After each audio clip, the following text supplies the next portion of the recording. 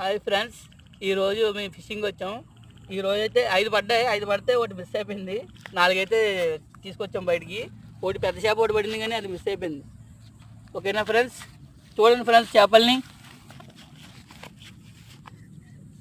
ఇవి గొరక, ఇదే పిత్తబరుగు. 3 గొరకలు పడ్డాయి.